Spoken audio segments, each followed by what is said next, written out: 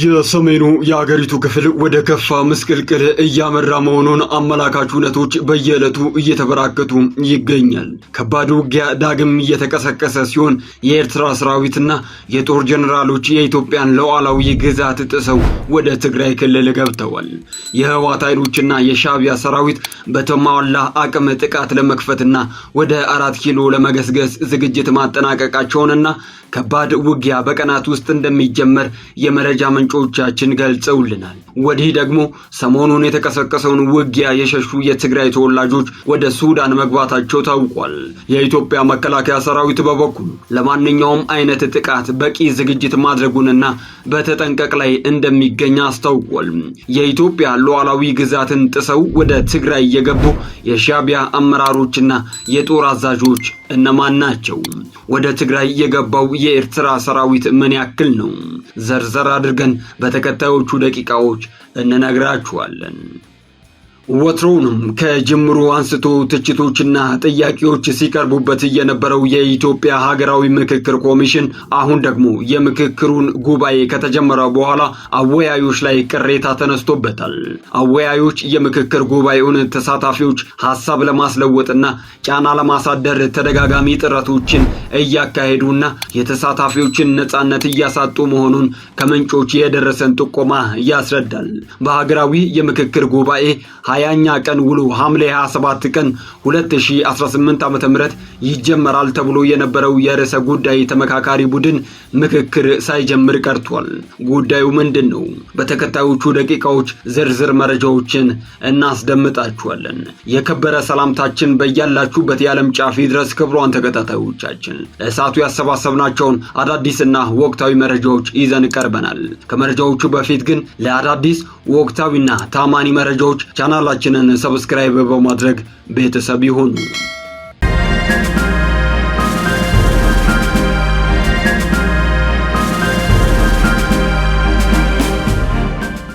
ቀዳሚ ወዳደረግነው መረጃችን ስናልፍ በምዕራብ ትግራይ ቅዳሜ ዕለት በነበረው ግጭት በመቶዎች የሚቆጠሩ ሰዎች ወደ ሱዳን መሰደዳቸውን የፈረንሳዩ መገናኛ ብዙሃን አጃንስ ፍራንስ ፕሬስ ዘግቦታል። ቅዳሜ ዕለት በሱዳን ወሰን አቅራቢያ በምዕራብ ትግራይ ከባድ መሳሪያዎችንና ድሮኖችን ያካተተ በነበረው ግጭት በመቶዎች የሚቆጠሩ የትግራይ ክልል ነዋሪዎች ወደ ጎረቤት ሱዳን መሰደዳቸውን የሱዳን የጸጥታ የሕክምናና የአካባቢ ምንጮችን ጠቅሶ አጃንስ ፍራንስ ፕሬስ ዘግቦታል። በኢትዮጵያ ሀገር መከላከያ ሰራዊትና በትግራይ ኃይሎች መካከል የተካሄደው ግጭት በዚያው ዕለት ማብቃቱን የዜና ኤጀንሲው የጠቀሳቸው የአካባቢውና የጸጥታ ምንጮች አስታውቀዋል። የህወሓት ከፍተኛ ባለስልጣን አቶ አማኑኤል አሰፋ ለአጃንስ ፍራንስ ፕሬስ እንደተናገሩት ውጊያው በምዕራብ ትግራይ ሸረሪና አካባቢ ከጠዋት 12 ሰዓት ገደማ ተጀምሮ እስከ ምሽቱ 11 ሰዓት ድረስ መቀጠሉን ገልጸዋል። የጉዳት መጠኑ በውል ባይታወቅም ውጊያው በዕለቱ መቆሙን አንድ የጸጥታ ምንጭ ለዜና ወኪሉ ተናግረዋል። አጃንስ ፍራንስ ፕሬስ እንዳመላከተው ከሆነ ወደ ሱዳን የወሰን ከተማ ሐምዳይት ከደረሱት ሰዎች መካከል የቆሰሉ ታጣቂዎች ይገኙበታል። የሱዳን የጸጥታ ምንጮች እንደገለጹት ከሆነ ደግሞ ተጎጂዎቹ በወሰኑ አቅራቢያ በሚገኝ የጤና ጣቢያ የመጀመሪያ ደረጃ ሕክምና ከተደረገላቸው በኋላ በሱዳን ወሰን 15 ኪሎ ሜትር ያህል ርቃ ወደምትገኘው አልሐሻባ ወይንም በሌላኛ መጠለያዋ መንደር 8 ተዘዋውረዋል። ይህ መጠለያ ከ2013 ዓ.ም እስከ 2015 ዓ.ም ድረስ በትግራይ በነበረው ጦርነት ወቅት የተፈናቀሉ በሺዎች የሚቆጠሩ ተፈናቃዮች የተጠለሉበት አካባቢ ነው። የጸጥታ ምንጮቹ አክለውም ለአጃንስ ፍራንስ ፕሬስ እንደገለጹት አልሐሻባ ከህወሓት ጋር ቁርኝት ባለው አርሚ 7 ለተባለው የታጣቂ ቡድን እንደ አስተዳደራዊ ማዕከል ያገለግላል።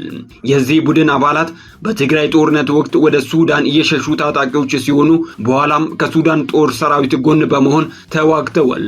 በዚህ ጉዳይ ላይ ተጨማሪ መረጃዎችን በቀጣይ ደቂቃዎች የምናቀርብ መሆኑን እየገለጽን የተከበራችሁ ተከታታዮቻችን አብሯችሁን እንድትቆዩ እየጠየቅናችሁ ሀገራዊ ምክክር ኮሚሽኑን ወደሚመለከተው መረጃችን እናሳልፋችሁ።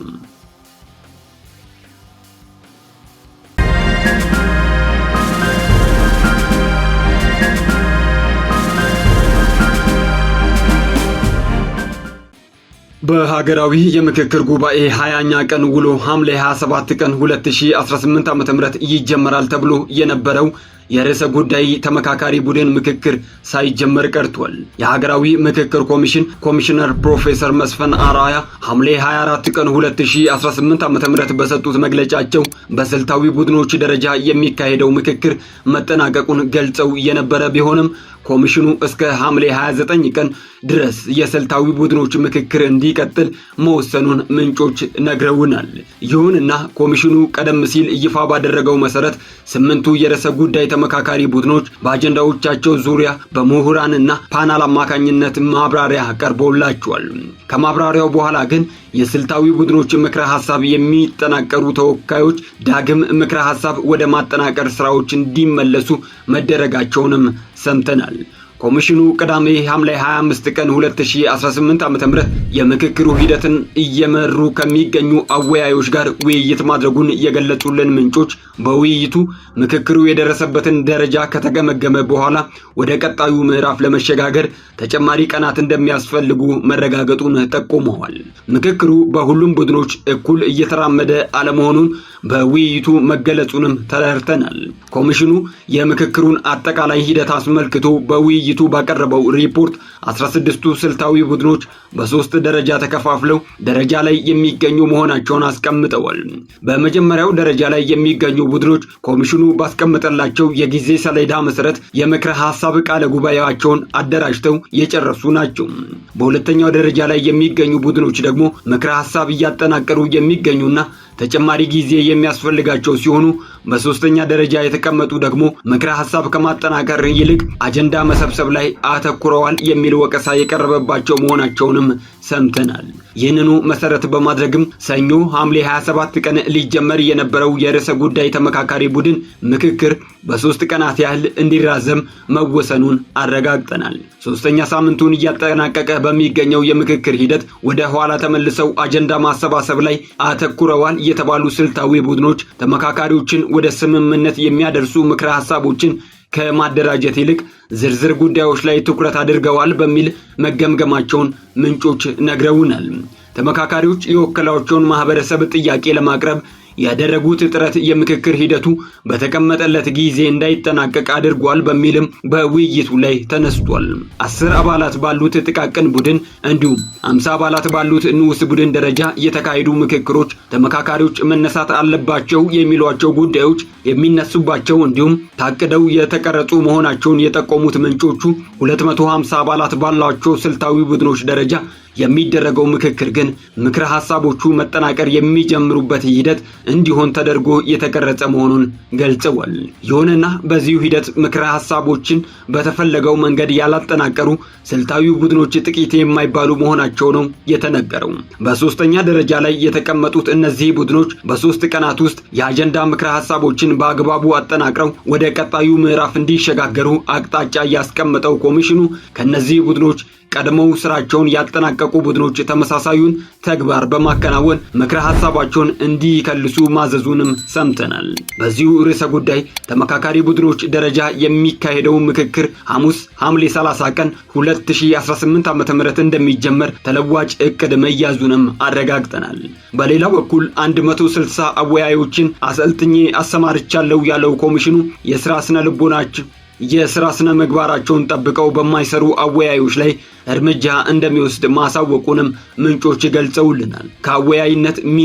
ከአወያይነት ሚናቸው ውጪ እንደ ተመካካሪ በምክክር ሂደቱ ለመሳተፍ የሞከሩና ለተመካካሪዎች ምክረ ሐሳብ በማቀበል ያልተገባ ድርጊት የፈጸሙ አወያዮች መኖራቸው በውይይቱ ላይ መነሳቱን የነገሩ ምንጮች መሰሉ ድርጊት በድጋሚ መፈጸሙ ከተረጋገጠ እርምጃ እንደሚወሰድ በውይይቱ ላይ የተሳተፉ ኮሚሽነሮች ማሳሰባቸውን ገልጸዋል።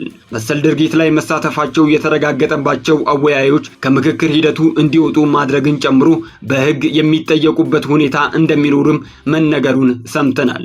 እስካሁን ባለው ሂደት ማስጠንቀቂያ ከመስጠት ውጪ እርምጃ የተወሰደበት አወያይ አለመኖሩን ምንጮቹ ጨምረው አረጋግጠውልናል።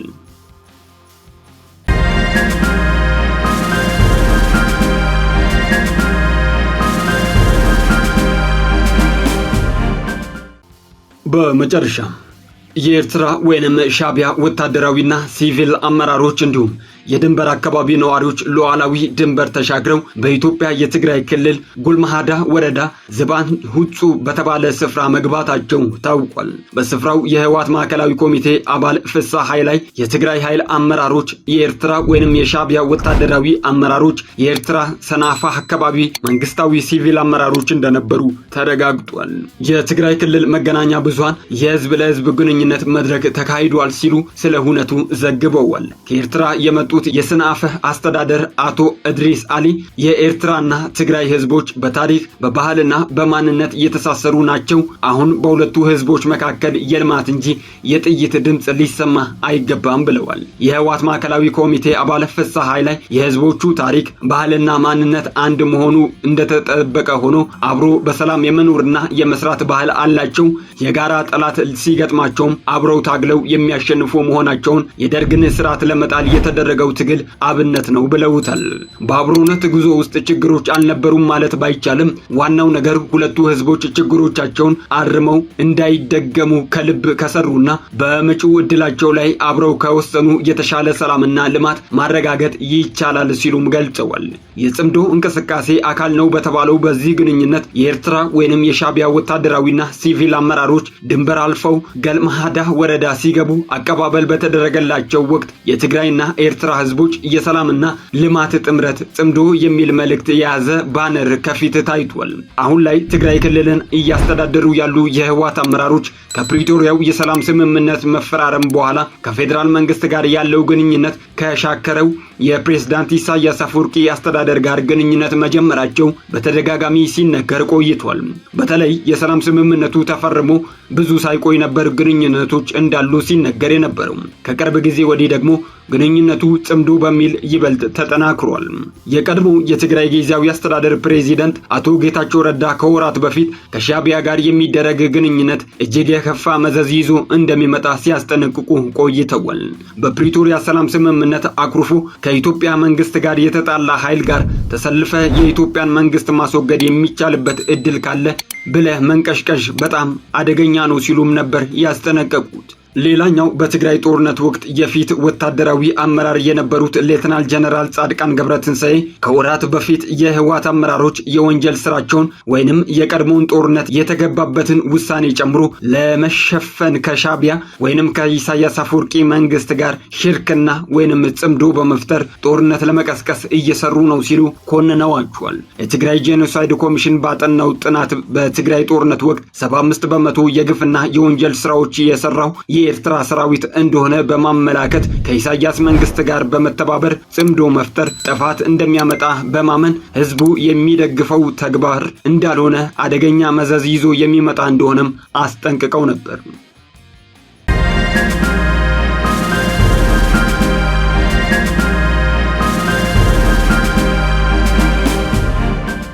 የተከበራችሁ ተከታታዮቻችን ለሰዓቱ ያሰባሰብናቸው አዳዲስና ወቅታዊ መረጃዎቻችን በዚሁ አበቁም። ለሌሎች አዳዲስ ወቅታዊና ታማኒ መረጃዎች ቻናላችንን ሰብስክራይብ በማድረግ ቤተሰብ ይሁኑ።